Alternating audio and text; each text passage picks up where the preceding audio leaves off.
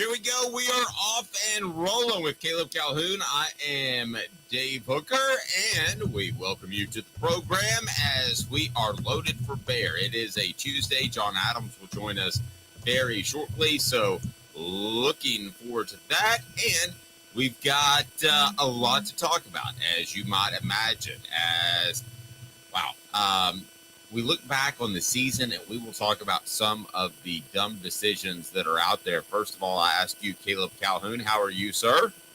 Pretty good. How are you doing, Dave? Never better. Battled a little bit of a cold yesterday, and I am good to go and ready for Alabama week. So a lot on the program as we will look forward to Alabama. Also plan to be joined by one of our good friends, columnist with Gannett News Service, and Blake Toppmeyer will join us later in the program.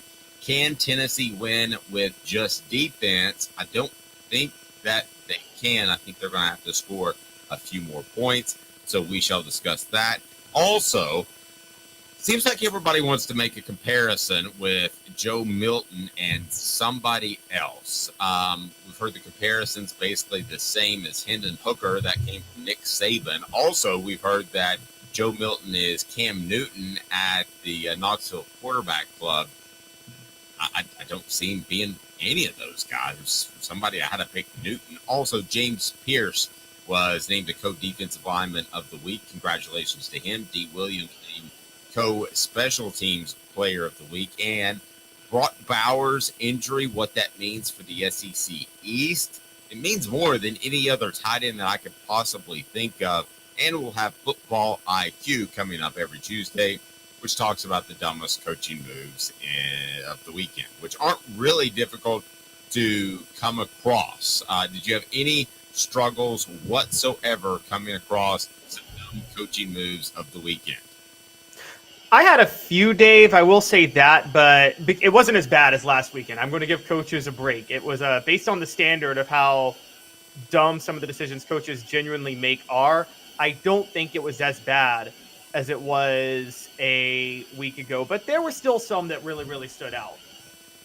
Okay, here we go. Let's get rolling with John Adams joining us now. And John, how are you, sir? I'm doing well, Dave. Thanks.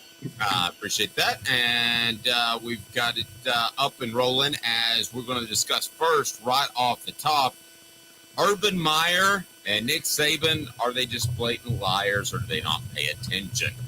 John, Nick Saban said that he doesn't see any differences between Joe Milton and Hendon Hooker. What are your thoughts? Well, they're both human.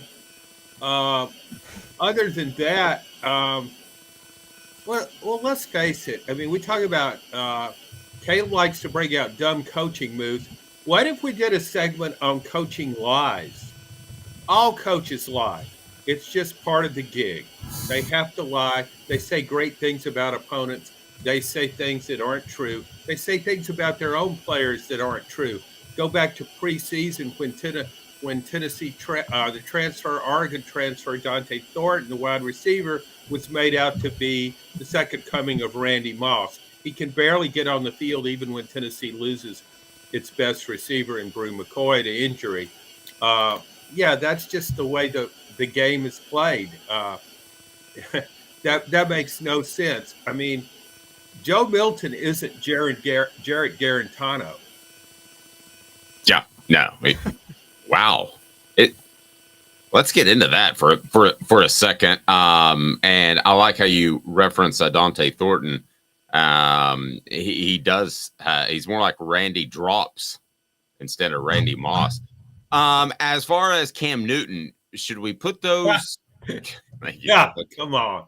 Should we put those comparisons aside? Because John, yes, the two might line up and in a straight line be able to run the same 40 time. They might be very similar in arm strength and all that, but I think people forget that Cam could throw the ball with a whole lot of touch. Cam Newton probably had the most dominant season in SEC history. I've seen all the great quarterbacks dating back for 50 years. And that one season when Cam led Auburn to a national championship, He was phenomenal. He did everything. I can still remember him going out, splitting out wide to the right, go to the Wildcat package, catches a touchdown pass over 2 defenders. Just an amazing athlete. As you said, great touch. I remember in an SEC championship game against South Carolina, last play of the game, launches a Hail Mary. He flipped his wrist, 50 yards, boom, touchdown. No, that's just a really silly comparison. I don't know why anybody would say that. They're both tall. Yeah, and let's remember, Caleb, Urban Meyer has a lot of football to watch to be an analyst. Is he watching each and every game? Caleb, I doubt it very seriously. No, he's not. And to his credit, he said he's not watching as much Tennessee, but he based this off of Joe Milton's size and things like that. But Urban Meyer did coach against, he didn't coach against Joe Milton because he was already gone by the time Joe Milton was at Michigan, if I'm not mistaken. But at the same time, he's familiar with Joe Milton because I'm sure he knew him on the recruiting trail from 2018. So I think Urban Meyer is just flat out lying on that. And I mean, honestly, I think Nick Saban's lie was worse. I'll just tell you guys that right now. I think it was even more embarrassing because he is studying Joe Milton. Yep. Go ahead and get on board now. Hit that like and subscribe button. We greatly appreciate that. Talking Joe Milton, and it's brought to you by AndyMasonRealEstate.com. AndyMasonRealEstate.com. Best prices, service in the biz, and it's not even close. That's AndyMasonRealEstate.com. Over 40 years of experience in his office, and he will take care of you. He has done so for me. Best realtor in East Tennessee, no question about it. John, so where are we with Joe Milton? It has become readily apparent to me, as I reported a long time ago, that it is Joe Milton's job to not only lose, but have to give away practically. And I don't see any change with Nico or anybody else out there. We had some people in the message board asking, could Gaston Moore do the same thing that Joe Milton's doing now? I kind of giggled at first, but could he? Dave, he went 11 of 22 for 100 yards against Texas A&M. He threw a perfect interception to an A&M safety in the end zone when Tennessee was knocking on the door and trying to put the game away. He made 2 boneheaded plays on the sidelines. Once when he just ran out of bounds, when a first down was hanging in the balance and he just drifted to the sideline, almost as though there was a magnetic pull forcing him to go there. And then all of a sudden, at the last minute, he decides to throw the ball before he goes out, and he throws it to a player out of bounds. Then there was a play where Tennessee the other team was obviously offsides. Fans have become attuned to that. Okay, they're offsides, free play. What does he do? He runs out of bounds. Then there was bizarre play when he had contact on the sideline, is standing over defender. I don't know why he wasn't called for unsportsmanlike conduct. He was taunting the player. Quarterbacks don't do that stuff. Wide receivers do, DBs do, but quarterbacks just don't do that kind of thing. I don't know how much worse he has to be for Tennessee not to make a change, unless maybe Nico's not what we were led to believe he is. May I say, Caleb, that I said this, and I'm not trying to break my arm, pat myself on the back. It would take something massively huge. Maybe it was last week, but I don't think it was even that big for Joe Milton to lose this starting job. Maybe you can back me a little bit on that. I said that in the preseason, it would take something monstrous for Joe Milton to be replaced by Nico. But I'll ask you the question. I mean, could Gaston Moore do the same thing that Joe Milton's doing right now? Yes, he could. And again, this goes back to my biggest criticism of Heupel's talent evaluation. To ever think Joe Milton was better than Hendon Hooker. And John, that's where I wanted to get with you was, what was dumber, Urban Meyer comparing Joe Milton to Cam Newton, or Nick Saban saying Joe Milton is no different from Hendon Hooker when Nick Saban's watching Joe Milton? No, Nick Saban clearly wins the dumb contest.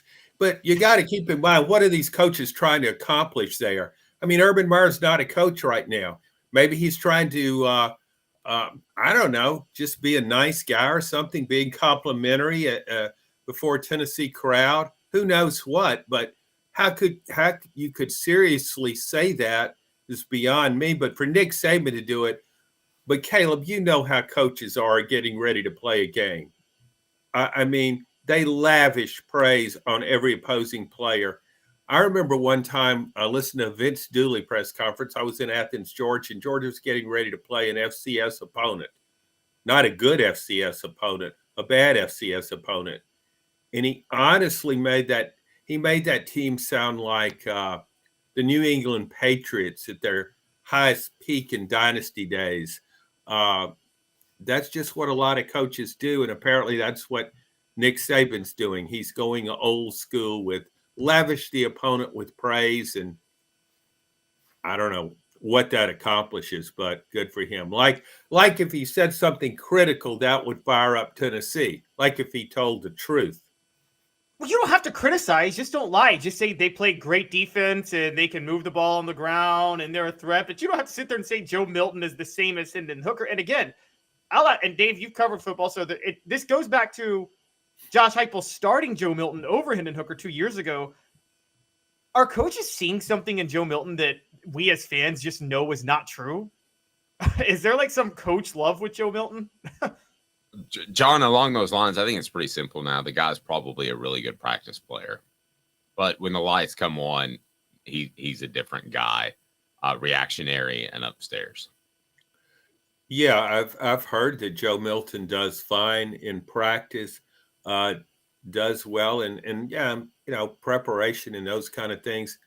But let's face it, I mean, the best players answer the bell. They raise their game. Of course, I mean, Tom Brady was the very best at that. But I don't see what I don't understand about Joe Milton, and it goes back to 2 years ago. One of the most flagrantly bad decisions I've ever seen on a football field was when he ran out of bounds against Ole Miss on the last play of the game. I mean, you're losing. You got to just chunk it in the end zone, hope for an interference call, hope for the best. But just the lack of field awareness, and maybe that doesn't show up in practice. But I rack my brain a little bit because Caleb asked me about a week ago, is there a player that was better in practice than he was in games? And one I came up with was Brent Schaefer, who was as good as Eric Ainge perhaps in practice at times, especially with his athletic ability, but he was not nearly as good in games as he was in practice. He was really good with a baseball bat as he was approaching other college students, John. Hey now. Yeah, he could, not a big guy, but he could hit the long ball, so to speak. Chicks love the long ball. Except they also love Derek Jeter, who's the most overrated player ever and couldn't hit the long ball, but different story. You will shut your mouth now. That's a permanent ban material there, isn't it, Dave? I know where you live. I will be at your house by the end of the day. All right. He's not a top 5 Yankee of all time. He does a nice commercial, though. He does. All right. James Pearce named co-defensive lineman of the week. Dee Williams named co-special teams player of the week. That leads us to today's tough question. And today's tough question is right now. Today's tough question. Take a side. Take a stand. The Dave Hooker Show. A presentation of offthehooksports.com. Basically the halfway mark. You got a bye behind you. You got a tough road to hoe. So I'm going to ask today's tough question as this, and it's pretty easy. Who has the biggest impact on all of Tennessee's football team for the remainder of the season? And I'm going to go first because I'm going to go ahead and tell you it's James Pearce. And here's my reasoning behind that. I think he's got 2 strip sacks in him at least. I think he is a phenomenal player that's been compared to Leonard Little and former players like Spencer Riley and Fred White have backed me on that. I think he is the guy that Tennessee leans on to win games that perhaps they shouldn't, which would be an Alabama or a Georgia, and close out the season, the second half, winning games that they should going away. So I think of all the players out there, it'll be James Pearce. I would have said Brew McCoy before he got hurt. So, John, we know that Pearce wins co-defensive player of the week awards by the SEC. Dee Williams, which they refused to play on offense, co-special teams player of the award.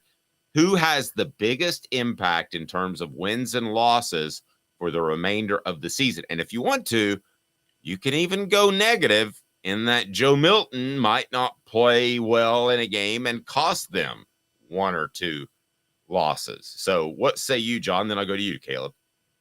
I thought you were going to compare James Pearce to Cam Newton. I'll go with the player that I think's had the most impact on the first half of the season, and that to me is Cooper Mays. The difference in Tennessee's run game and its overall offensive line play with Cooper Mays is honestly pretty stunning.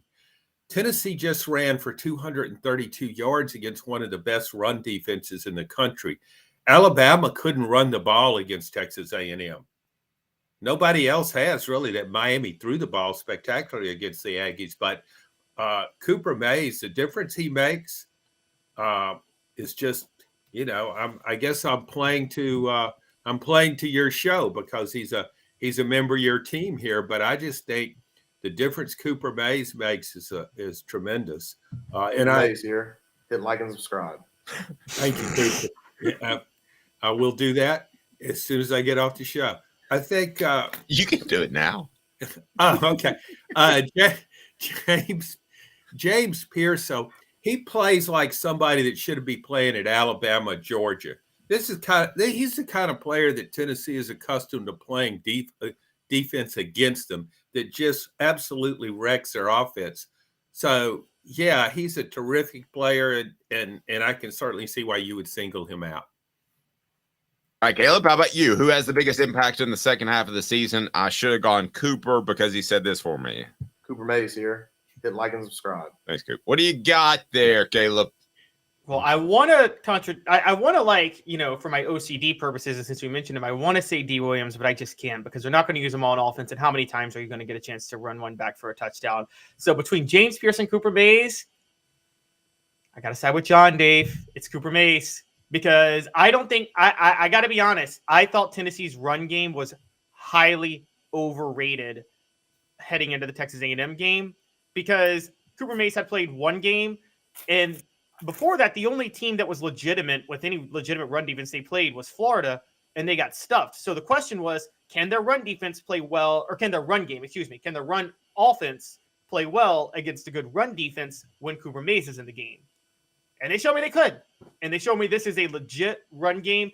I don't think they don't win that game on Saturday without Cooper Mays. And there's no debating that. Mostly because one of the things that was missed in the Texas A&M game was they didn't actually score on a lot of possessions. Obviously, they only had one offensive touchdown. And really the offense only scored 10 points legitimately. The other 10 were set up by turnovers and a punt return. But they stayed on the field a lot of times and they moved the ball. And that was a huge help to the defense in stopping the run a lot of times. So I'm going Cooper Mays. So guys, let me throw this out there. And maybe I should have gone Cooper because I don't think Tennessee beats A&M without Cooper, to be real honest with you. So who's third? If it's not Cooper, if it's not James Pearce, who's right behind that? I would have to say most impactful is Joe Milton, but I don't mean it in a positive way. That's a good question. I think there's a drop off there. I think Omari Thomas is playing well on defense. I might kind of lean toward him because it's not just James Pearce. I mean, the overall surge in that line, and you saw it against Texas A&M. Max Johnson, Texas A&M quarterback, who I give a lot of credit, as I did Spencer Rattler, for simply surviving a Saturday in Neyland Stadium with that rush. Just overall surge. I think Omari Thomas is a really good player, so I might go with him offensively. Maybe Jalen Wright. I think Jalen Wright is now making plays. I mean, I thought of him as a solid SEC running back, but now I see him as more than that. I saw him as a guy who could get what the defense gave him, what his offensive line gave him. But now he's making plays, he's breaking tackles, he's got really good running instincts. So I really raised my opinion of him, and so either one of those guys, I guess, would be my pick. Yeah, and to the message board, Travis says team fell apart without Cooper. That's true. If I could change my vote, it'd probably be that. And look at this. I never thought we'd see this. Kamal Hadden gets a vote. We were absolutely beating him up, and suddenly he's become one of the better cornerbacks in the league. Is that too strong? Yes. Yes. Yes, You're not a Kamal Hadden fan, John? No, I mean, I just don't think he's one of the better cornerbacks in the league. He's playing better, but I wouldn't consider him one of the better cornerbacks in the league. A lot of good cornerbacks in this league. I think it does reflect what a pass rush can do for your secondary. Yep, it does. Absolutely. And we also have to take one of the things we have to do. Cooper Mays' play was more impressive than the pass rush last week, because we have to remember Texas A&M has a right tackle, Chase Basantis, I think, who probably should just hang it up and never play football again. The way he's looked the last 2 weeks, I mean, it's the worst play I've ever seen by a blindside tackle in the. So you're saying he could? Are you saying he couldn't start for South Carolina's offensive line? No, I don't think he could. He was horrible. You know what his PFF grade was on this over the weekend, John? No. 23. What? 23. You know what it was the weekend before? 17. That's on a scale to 100. I hope his family doesn't subscribe to that. Wow. If John, let me ask you this. James Pearce will win more games for the Vols than Joe Milton will lose more games for the Vols. That's toughie thinking. Yeah, I just think it's a really odd question. I don't think of it as being tough, just an odd question. Comparing a defensive player to the quarterback.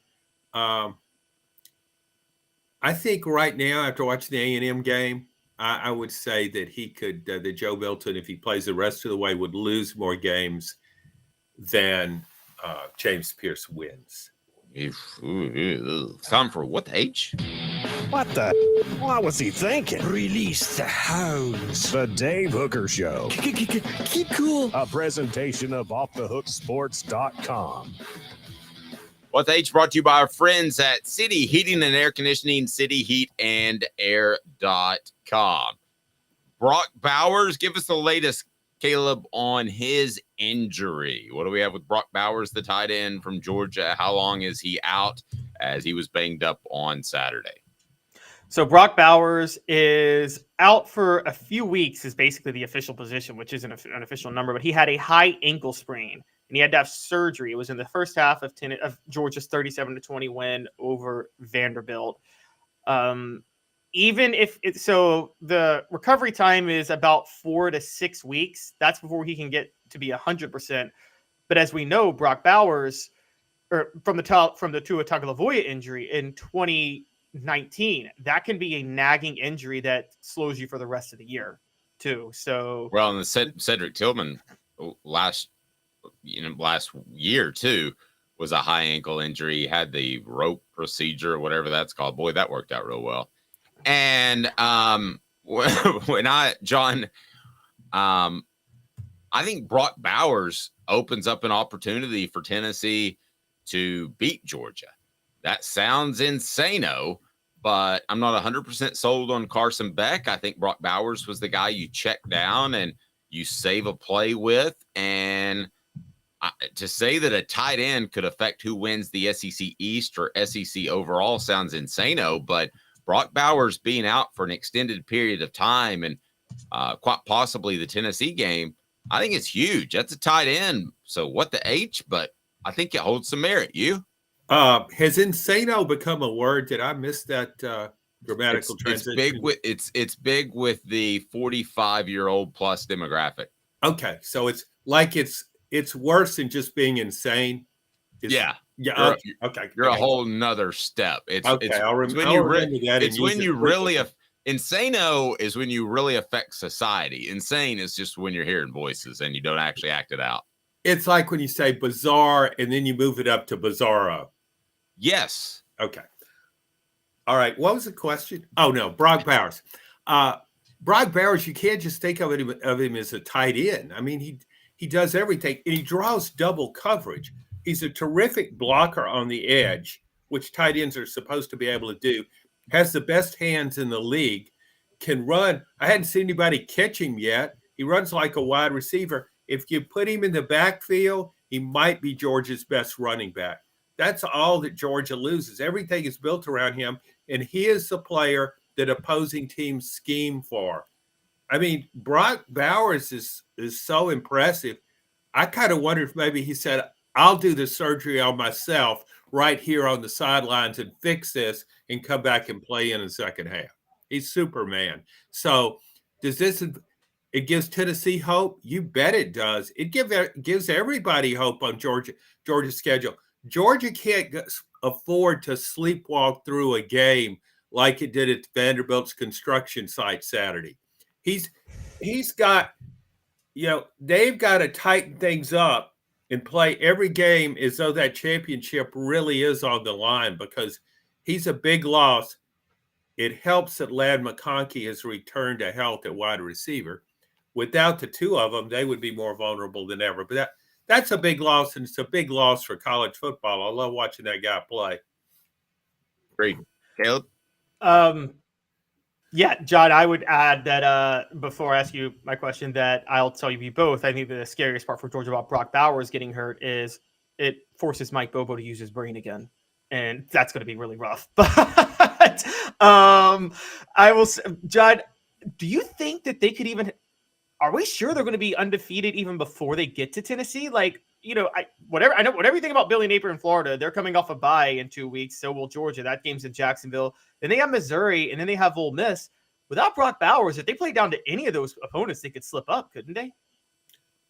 Certainly against Ole Miss. You got to keep in mind, Georgia's defense, this Georgia defense is not last year's defense, and it's not the 2021 Georgia defense. Georgia is not as good at what it doesn't have the running back depth or the overall talent at running back that it had in either years. And it doesn't have Stetson Bennett to make just game-turning plays in the clutch time after time. And now it doesn't have Brock Bowers.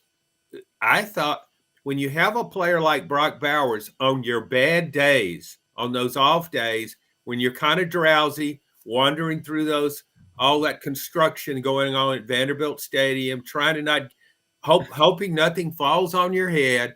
When you're going through all that, you can depend on Brock Bowers. You certainly saw that again, the win over Auburn, a come from behind win over Auburn. This is a huge loss. Other than losing a quarterback, there's no bigger loss in college football to me. Did you hear the latest that Vanderbilt did get a title sponsor for their stadium? It's going to be the Lee Construction Stadium. I love that. I thought they might call it, maybe instead of the, how Florida became the Swamp. I wonder if Vanderbilt Stadium could become the Crane. It's very nice. It's very nice. So for those that don't know, Vanderbilt refurbishing their stadium instead of blowing it up, which they should. And the stadium is undergoing construction during the season, which is usually frowned upon. You like to get that done before the season begins, but good for Vanderbilt. They've got a whole new way of going about things. Let's just work on it. Maybe they could start wearing big orange construction caps instead of helmets, John. Yeah, wear those yellow construction helmets. Well, they are yellow and black or gold and black. So, yeah, it's an atmosphere killer. There's no doubt about that. Another atmosphere killer. Can you imagine Ken Seals, Vanderbilt's quarterback, is trying to quiet the Georgia crowd there so he can call plays? It's down there in the end zone. Back to Bowers. G. Smith says Bowers only accounts for 26% of his passes. Don't drink the Kool-Aid. Okay, I see that number, but 26% for a tight end is a lot. Number one. Number two, he is also getting other people open by drawing extra attention, right? Yeah, the whole receiving core benefits from his very presence. And I will say that Georgia has another good tight end in Oscar Dell. He's a promising player, but he just can't do all the things that Brock Bowers can. Neither can any other tight end in college football. No, Well, I mean Brock Bowers is a special talent. Sorry, Caleb. Yeah, that's what I was going to say. There's 5 stars for depth, but then there's special players that go beyond just your average 5-star. Eric Berry wasn't just a 5-star safety. He was a special safety, and there was no 5-star safety that could just come in and replace him if he got hurt at Tennessee.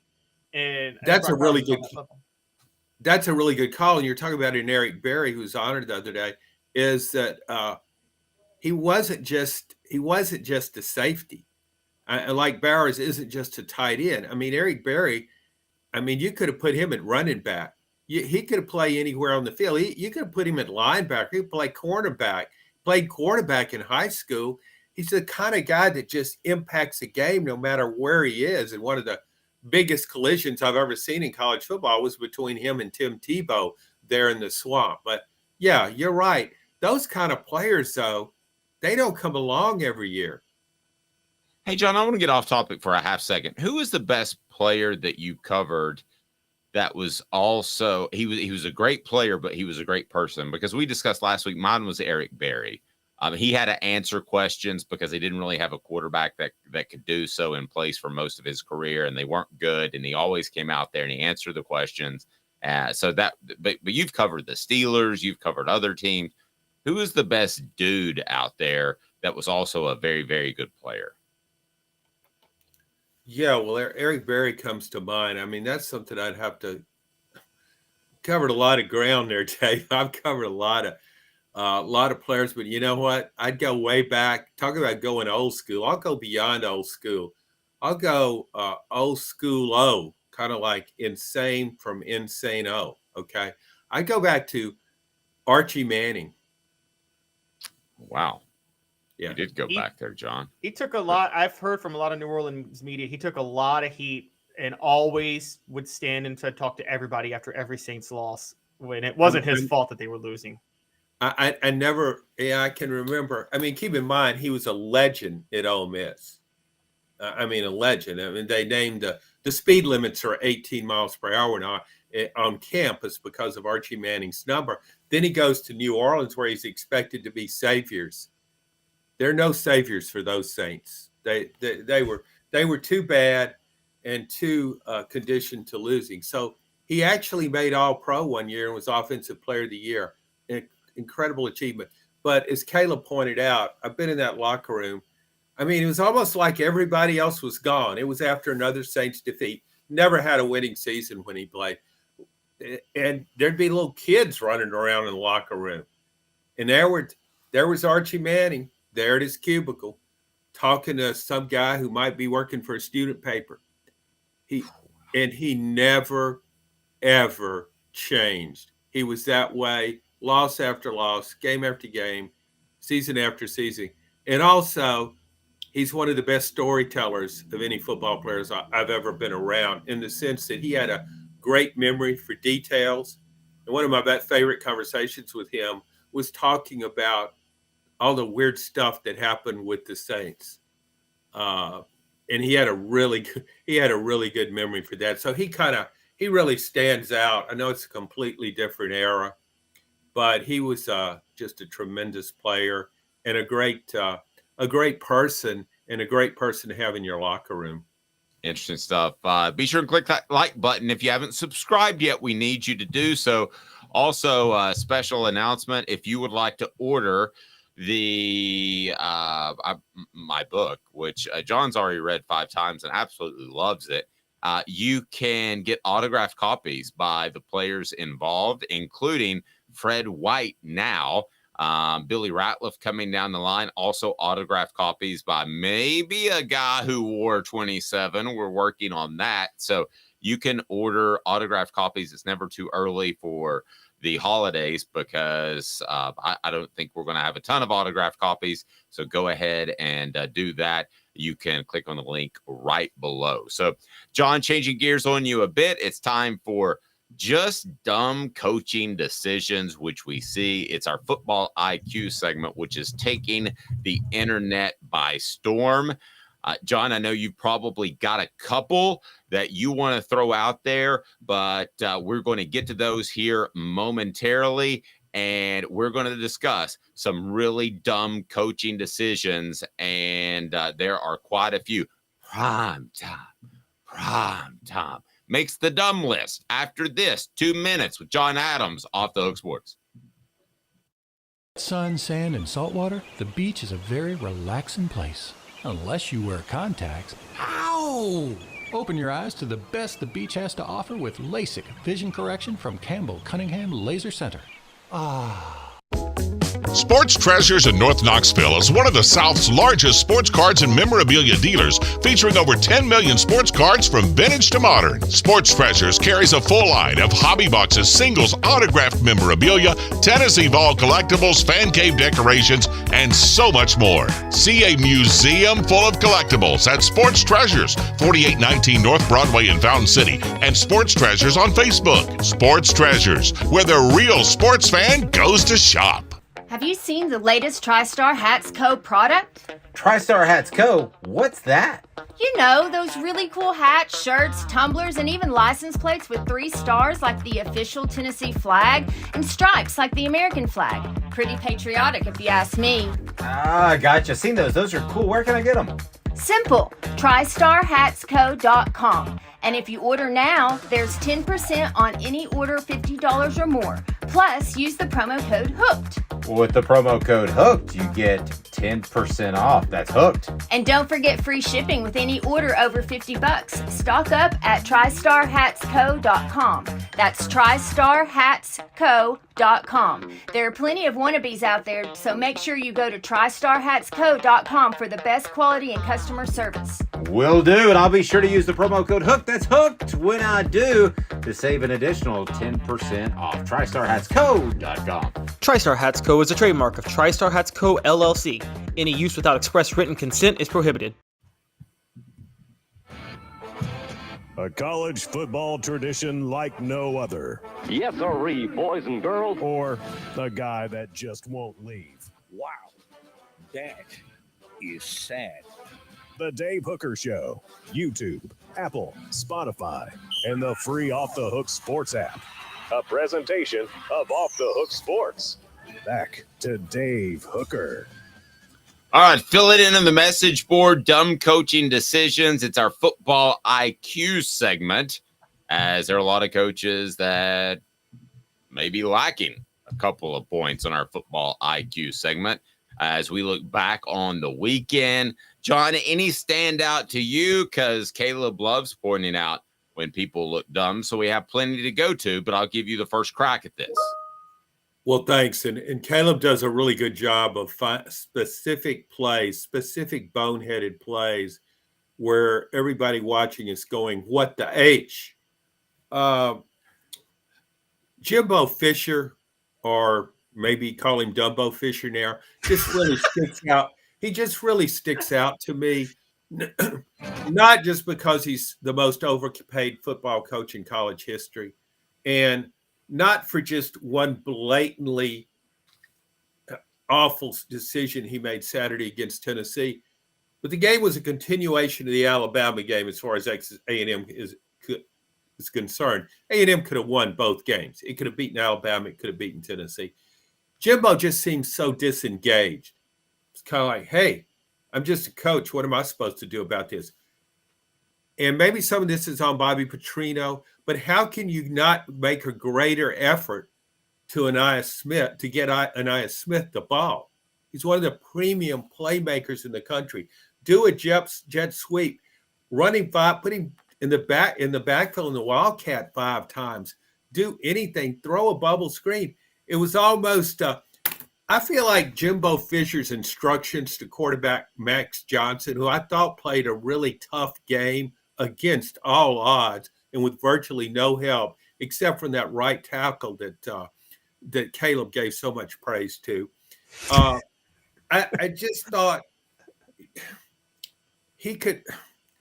It's as though Jimbo handed Max Johnson the football and said, "Go get him, kid. See you after the game. It's your baby." Yep. Jimbo gets a. You suck. All right, Travis. That always makes me laugh, Dave. I know it's hard to beat, and it's right after the point where Bob Barker, rest his soul, fights Happy Gilmore. Which, yeah, you want a piece of me? I don't want a piece. I want the whole bit. Bob Barker, by the way, did you know that he was a boxing champion in the Army? John, you were in the Army. Fortunately, I didn't have to box anybody. I got just about knocked out by a pugil stick by a Texas Southern nose tackle. But a lot of people don't know. John was a war hero. If not for John, we'd all be speaking English right now. No, you'd all be speaking Nebraska-ese because the Cornhuskers would have invaded Kansas in my post at Fort Riley. Where he was stationed during Vietnam. John was approximately 6,000 miles away. Mel Tucker says hi. Kirby Smart haircut, not a good decision. We've got a lot of people that are throwing it out there as far as dumb coaching decisions. Our football IQ segment is brought to you by our friends at Herald Group Security Solutions, leadership experience, specialization, addressing problems through unique mission-specific mitigation techniques, making your children safer one school at a time. We're working with private schools, but we're going to get those public schools involved. Herald GRP, heraldgrp.com. Go to your school administrator. Say, I want my children to be safe with highly trained security individuals, and we'll get this done in public schools as well. Caleb, let's go football IQ. Who have you got? Who made the dumbest decision over the weekend? Well, do you want me to start from the least dumb or from the dumbest? Because I could the least dumb, not least dumb, but I kind of wanted to transition off John because Jimbo Fisher is on my list. We can do that. And Rocky Top T saying Rocky Top Tom saying worst dumb coaching decision all year, keeping Joe Milton at quarterback after it's clear he can't cut the cheese. I think cut the cheese means something else. Caleb?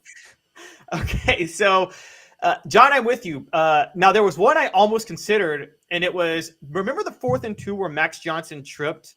And that was very reminiscent of the Arkansas run play where Clint Sterner tripped because why would you call a stretch run play? Why wouldn't you just go straight up the middle or a play action or something? They call it a stretch running play to the left, which when you have the best edge rushers in the SEC, and you call – I couldn't figure that out. But Jimbo Fisher mainly made the list because it's almost halftime. Texas A&M is up 10-7. There's a minute 30 left in the half, and Texas A&M has all 3 timeouts left. Jimbo Fisher decides it's 4th down. I'm going to let the clock run all the way down, and then I'm going to just play for halftime and waste a possession.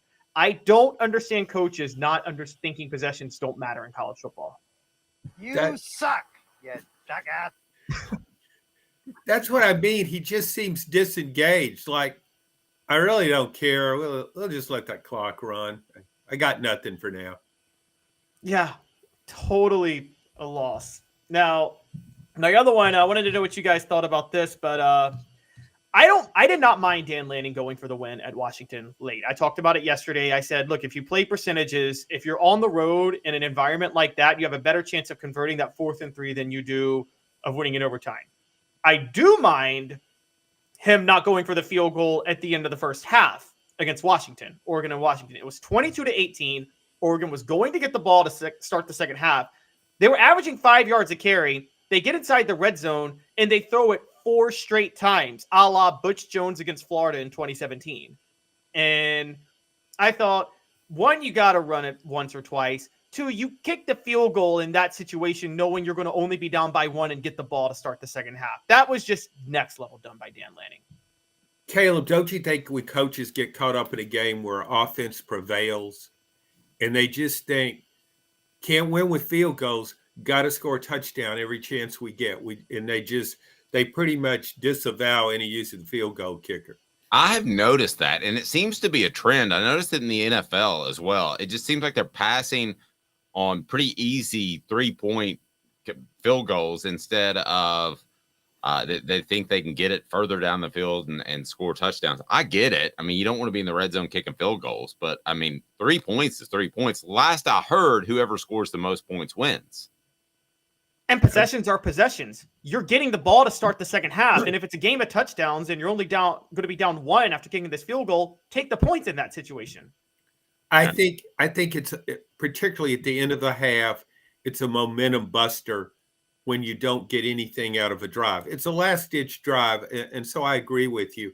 I would have kicked a field goal there, and then I got the ball back, and you sell that to your team. Hey, we've got the momentum. We cut the lead to 1. We're going to get the ball. Let's go get them.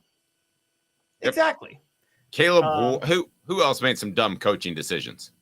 Wait, is that a that's crazy or a you suck? Oh, well, that's definitely You suck. yeah. It's crazy too, but crazy means that he just lost track of the game. The jackass one means he just didn't show off his higher intelligence. Could you change that? That's crazy to that's insano. Yes, I can change it to that's insano. Okay, Captain Insano shows no mercy. Anybody? I got it. Yeah, Captain Insano. That was from I can't remember the movie. Waterboy. Waterboy. That's right. All right, Captain Insano. John's new perfectly nickname. As John, I know you're from there. I feel like Waterboy's a great documentary on what life is like in Cajun, Louisiana. And but that's another show. I'm sorry. That's another show. Oh. So the other one, and I feel like he makes this list every week, and I know y'all like him, but Sam Pittman.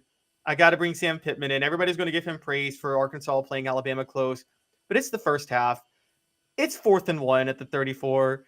Alabama's up 21-6. The game's getting away. Sam Pittman runs the clock down and then calls a timeout only to punt the ball.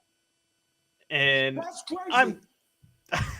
Yes, like it's Alabama. You got to play field position with Alabama because we're 2 evenly matched teams here. No, you're not. You got to go for points in possessions against Alabama. Yeah, that's almost the flip side of the Dad Lanning critique. Arkansas was obviously the inferior opponent down there, heavy underdog. You got to have a sense of where your team is, where it stands, and what's going on in the game. I didn't think Sam Pittman did very well in that game. I don't think Sam Pittman's doing well this season. I think Sam Pittman is coaching himself into trouble.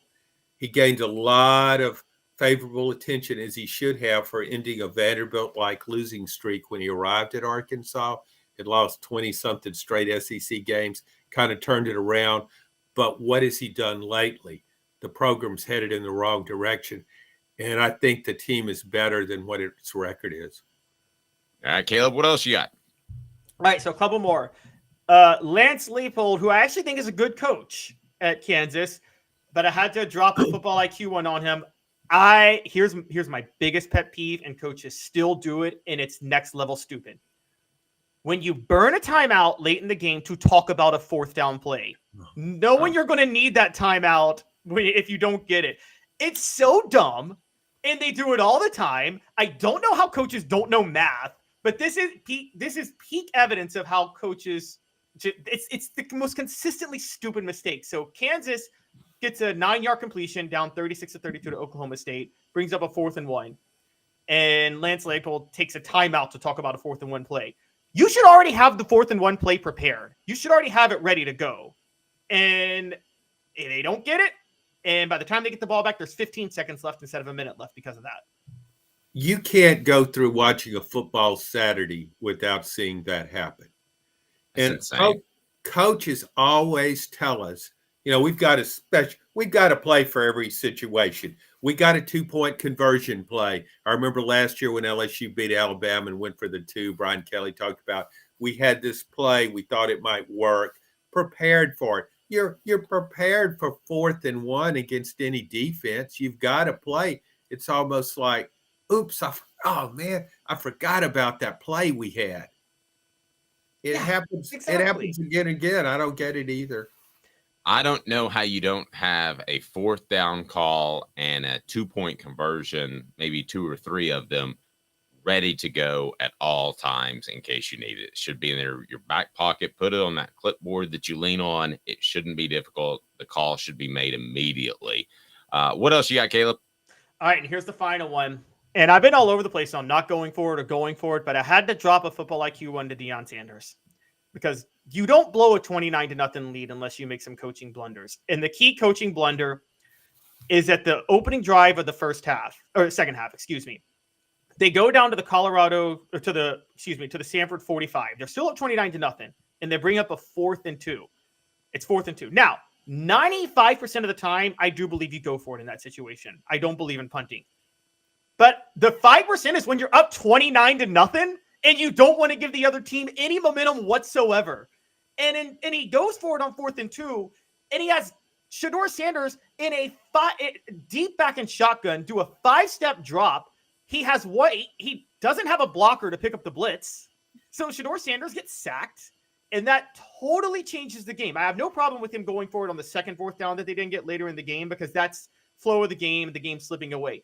But this 4th down, where if you punt it, Stanford's down 29-0, and they're going to have to go to the length of the field just to make it a 3-score game. It was just so stupid to go for it in that situation. I believe what Deion Sanders was thinking. I think he'd pulled off his thinking cap, and I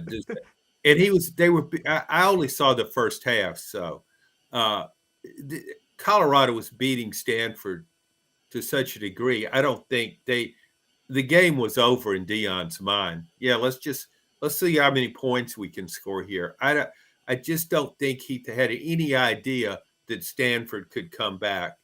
Now he does. Yep. Yeah. And the other point of this, and I just want to point on the message board, is also leaving Travis Hunter on so many plays on the field and then being shocked when he's just back off injury and that he's not going to get burned on defense when you're doing that. Of course he is. Yeah. Now, one, Travis points out real quick that I want to address. Absolutely hate the fact on 3rd and 15 we call a run play. Hasn't worked yet. Almost did against A&M. Still didn't work. It almost worked. I don't think at that point you're even trying. This speaks to Joe Milton.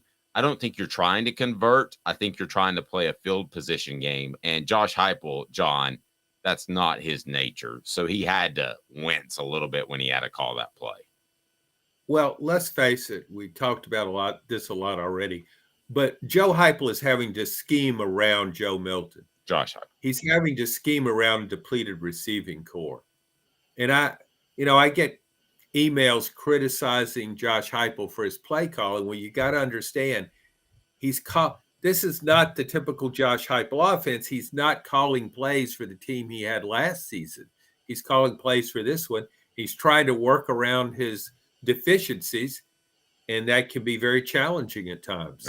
For John Adams, each and every Tuesday, all you have to do is click like and subscribe. Be sure and subscribe. We want to make sure that you get the notifications. We got the Vol Report with Cooper Mays, the Vol Report with Jacob Warren coming out today. Also, we'll visit with Fred White later today. So a lot going on. You're going to miss it if you're not subscribed. So click on the subscribe button. If you're on one of our audio platforms, please leave us a review. We greatly appreciate that. Coming up, we'll visit with Blake Toppmeyer of the Gannett News Service, who John knows as well. And so we've got a lot going on. Anything I should ask Blake to try to stump him, John? You might ask him about his new koi pond. Well, what though? How could I ask around it and be very coy myself? Like that. How about this? Or was I just Blake, fishing for a good joke? Let's kill that one, Dave. How about if you say, Blake, I heard you had a koi fish that was almost it's almost Cam Newton-like. Tell us about that. Thank you, John. Have a great day, sir. I appreciate it. Take care, guys. John Adams of the Knoxville News Sentinel. More to come, including Blake Toppmeyer. And we'll get into the Brock Bauer discussion just a little bit more. How much does that open the SEC East? And Josh Heupel, can he beat Alabama with defense and a very conservative offensive scheme like he did against A&M? I tend to think not, but we shall see. 2 minutes back with you. He's Caleb Calhoun. I'm Dave Hooker off the Hook Sports. Got cataracts? We can fix that. Never miss another moment. With a little help from Doctors Campbell, Cunningham, Taylor, and Hahn at cctis.com.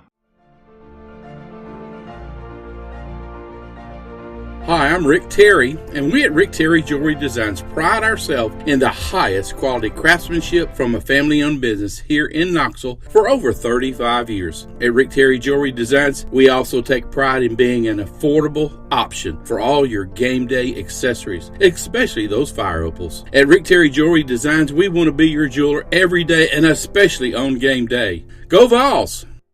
Hi, Mike Davis here with City Heating and Air, reminding you to always dare to compare. Our team provides quality local heating and air service, installation, and maintenance across East Tennessee. We use only the best equipment like American Standard heating and air conditioning for your residential, new construction, or commercial needs. Honesty, dependability, and customer satisfaction have been the cornerstones of our business since 1961. City Heat and Air. Dare to compare.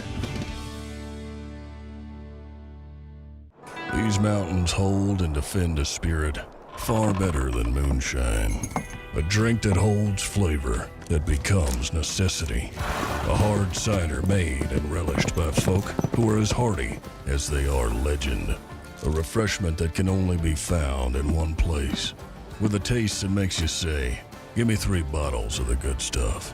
Tennessee Cider Company, where necessity can be found. Who's this guy? Hello, who is it? The Dave Hooker Show, Who? a presentation of Off the Hook Sports, YouTube, Apple, Spotify, and the free Off the Hook Sports app. Back to Dave Hooker.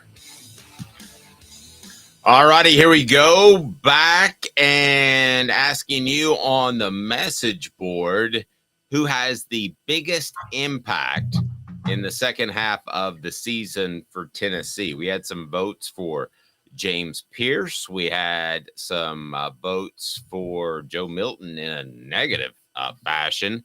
Who else did we have votes for earlier on the program? Well, we mentioned Dee Williams, Cooper Mays, and kind of has to be Cooper mays now that I look at it. We said we forgot one key player though, which was Aaron Beasley. Oh, we did leave out Aaron Beasley. We got to give him a shout out too, and that's hard for me, guys. As y'all know. Couldn't we say Kamal Haddon, though? Because, I mean, Haddon, if he is not ready to go, who does Tennessee go to next? And he's had his struggles, but he's playing really well at this point. Kamal Haddon is definitely there. Now, Kamal Haddon is no Alante Taylor, who was a shutdown corner without needing a pass rush 2 years ago for Tennessee. And if Tennessee has Alante Taylor last year, plus, they probably beat South Carolina. I will say that. But Kamal Haddon has been an incredible turnaround player. And people don't like us talking, but Dave, come on. You always want at least one of your cornerbacks to have a little talk, little moxie, to do a little trash talking to get in players' heads, don't you? That's kind of the nature of good cornerbacks throughout history. I'm all for trash talking. I've got no problem with that. I know you just got to play the game. Just shut up and play the game. No. I absolutely love some trash talking. I got no problem with that. And there seems to be Gabe Judy Lawley gets a vote as far as those players that Tennessee couldn't do without or could affect the second half of the season. Does he affect the second half of the season? I don't know, but I will tell you this about Gabe Judy Lawley. And guys, I told you this in the summer. His selflessness about, hey, I don't care if I'm a starter. I don't care if I'm a safety. I don't care if I'm a corner. I just want to help this Tennessee team win. How many times, Caleb, do transfers say that? Usually it's about getting me to the next level. It's not about the team. I just thought those quotes spoke very strongly about Gabe Judy Lawley, who had an interception against A&M. Really like his play. Really like a lot about him. We're going to go with Blake Toppmeyer now, who joins us. He is the SEC columnist for USA Today and the Gannett News Service. Blake, we appreciate the time. How are you, sir? I'm doing well. You guys? Never better. You wrote a column about Tennessee beating Texas A&M with a very different approach than they had last year, and that was a defensive type of game plan, ball control. Seems weird even saying that with Josh Heupel, but they did do that against Texas A&M. Can they do that against Alabama? I don't think so, not to that extent. If you look at the last 8 games Nick Saban has lost at Alabama dating to 2018, in those games, Alabama allowed an average of 41 points to their opponents. And obviously, Tennessee's 52-49 victory last year factored into that. So historically, if you want to beat Nick Saban at Alabama, you need to do it by piling up some points. You need to do it with good quarterback play. There's not many times Nick Saban has lost over the years to an opponent who had a quarterback who didn't play very well. If we think maybe back early in Nick Saban's dynasty, a loss or two to LSU that were kind of those low-scoring grudge matches, sure, those come to mind. But like I said, here in the last 5-6 years, if you want to beat Bama, you got to be scoring. Yes, I remember that 9-6 Alabama LSU number 1 versus number 2 matchup. And I jokingly always question Les Miles' intellect because he was in the Coaches Bowl and voted for the rematch with Alabama in the Sugar Bowl. I'm like, there's no way I'm voting for that rematch if I'm Les Miles. I mean, I cannot believe he did that. But yeah, Blake, this is going to be the craziest thing I'm going to say. Because the storyline all last year, all offseason was Alabama going back to more ball control. But right now, who's a more ball control team? Yeah, I think it's Alabama. I think Tennessee has more of the game manager style quarterback that a lot of us had in mind when we heard Alabama going to play like retro ball, bully ball, vintage Saban ball, Saban dynasty, early days ball. Like we had in mind that like Greg McElroy, game manager type of quarterback. And I'm not equating Joe Milton to Greg McElroy, but I am saying that like of the two quarterbacks, I think Milton is more the game manager sort. I mean, with what Alabama's doing with Jalen Milroe, for better or worse, is they're firing deep shot after deep shot after deep shot because that's what Jalen Milroe does, right? They're letting him run it a little bit. They are getting Jace McClellan involved. He's been running it a little bit better lately. But largely their offense, and we saw this especially against Texas A&M, was fire it deep. And if that doesn't work, fire it deep again. Alabama's taking the shots because they feel like they have to take the shots. I don't know if this is the way they expected necessarily to have to play. And with Tennessee, they're built around their run game. And it does feel like, more of a ball control game manager type of style. What do you think of Jalen Milroe at this point? I know it was really herky-jerky the way they found him. I know that he had, I think, I'll have to look it up, but I think it was 28 turnovers in a game last year.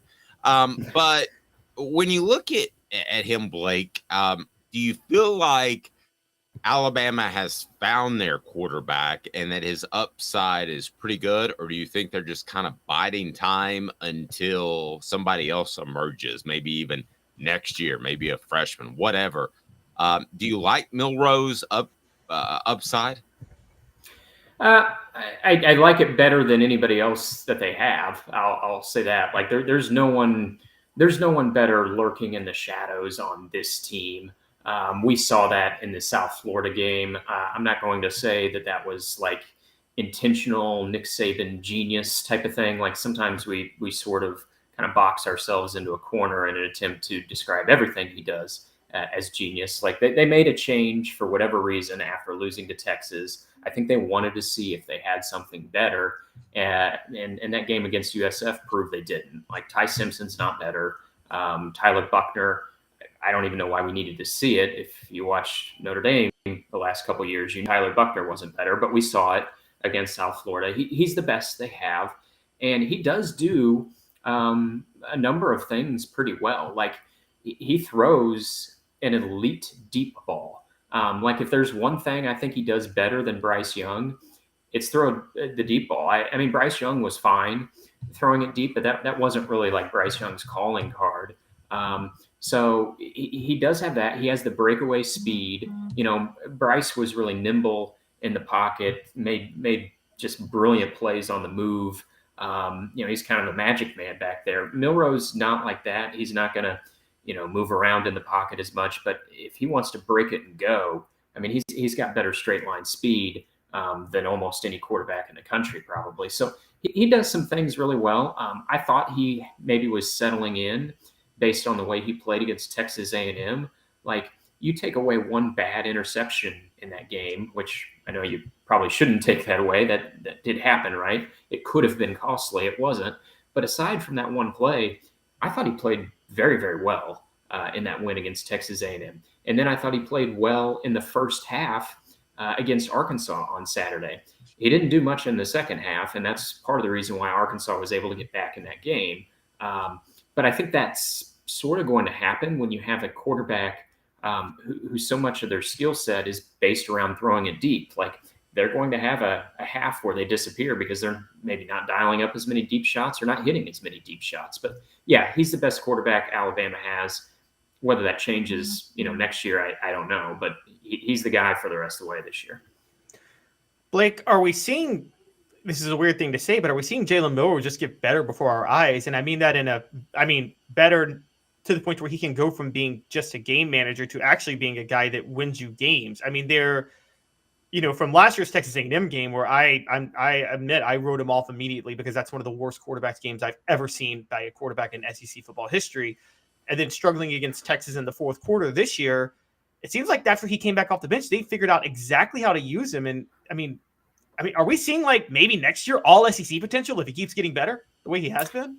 Yeah, I don't know about all SEC, and I would submit a number of Tennessee performances from 2017 to 2020 for that list of worst quarterbacking performances in SEC history over a 4-year span there. They might claim all the top 10 spots from the Jarrett Garantano and others era.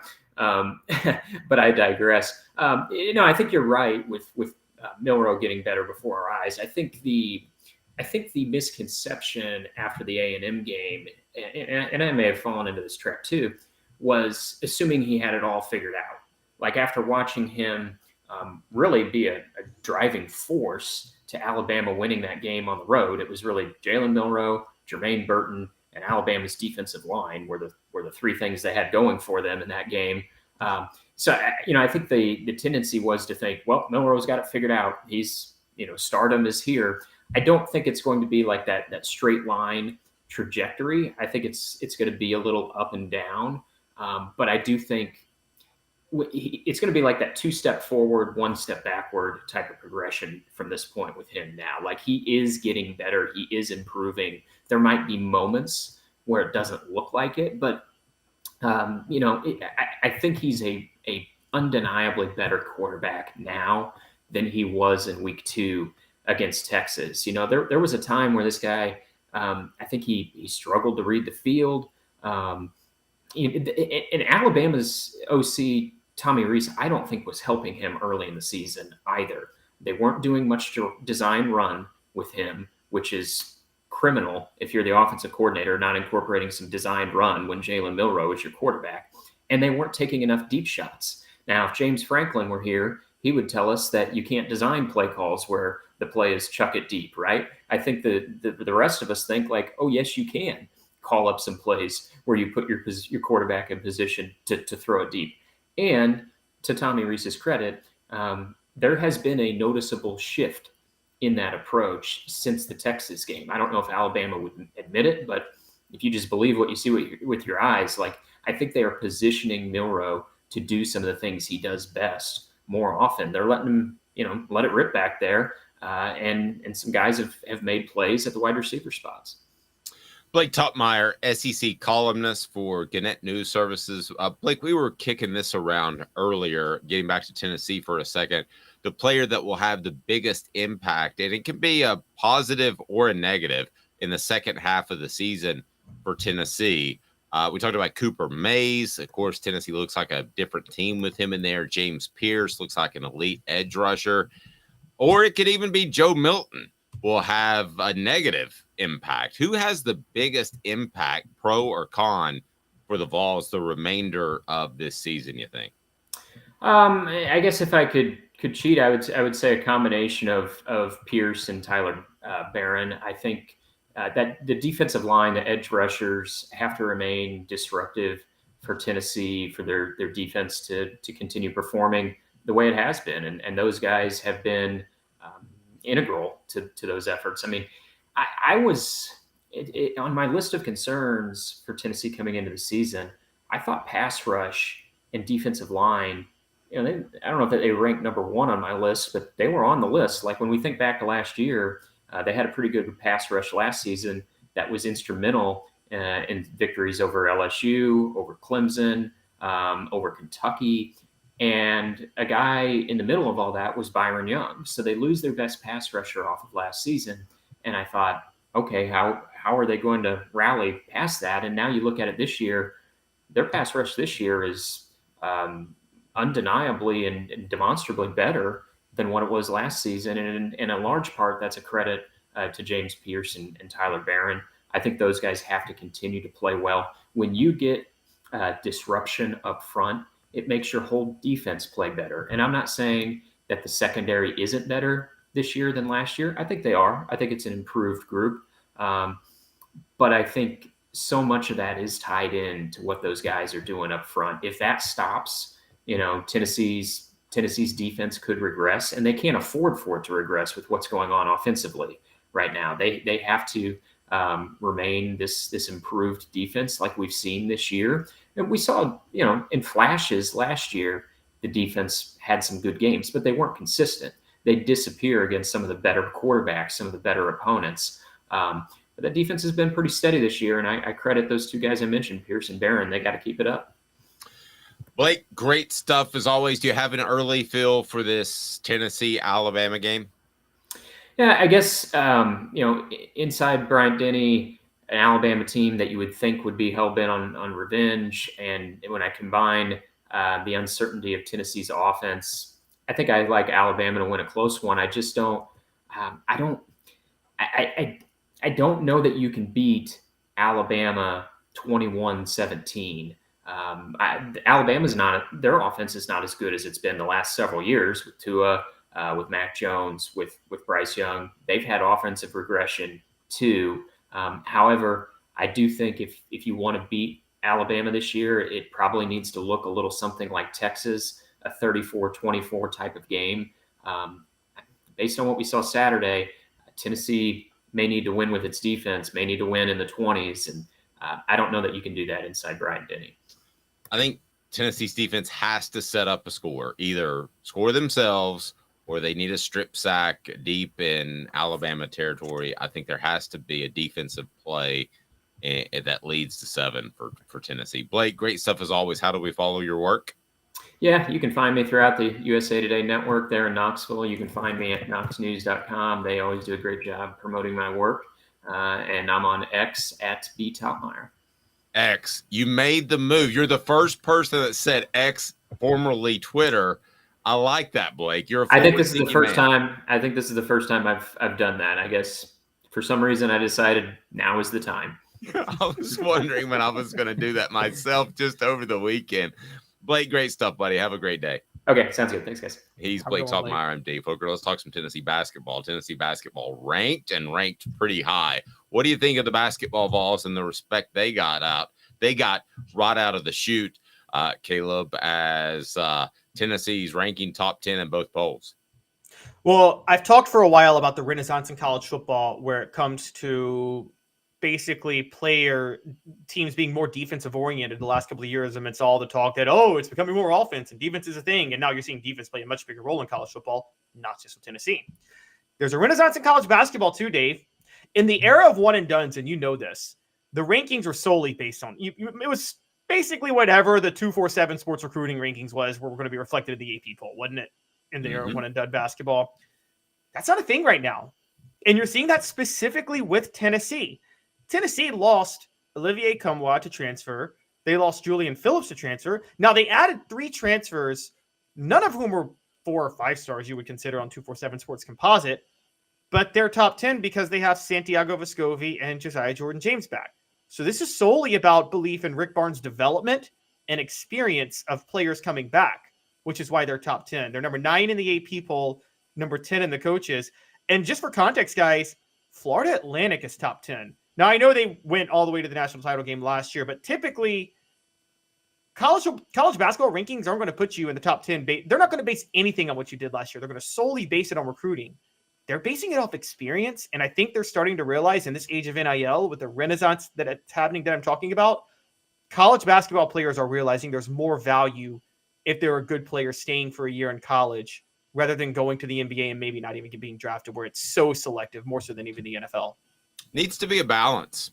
There just needs to be a balance of guys that have been around that want to win for the program, and maybe a guy who steps in and says, this was my best NIL deal. Now you hope to win him over and that he wants to win for the fans and the fan support that you get at a place like Tennessee or some of the other high-level basketball programs. But there has to be some sort of balance. And I think Tennessee has I don't want to call it senior leadership, but the upperclassmen leadership to guide some transfers into a very good season. And I wouldn't want to be Kentucky, because they've only won one championship. Calipari has under his system. That includes his time at Memphis, because I just don't know that they love Kentucky. And then the offset of that is I don't know that they gel as quickly when you have to change over your roster each and every year.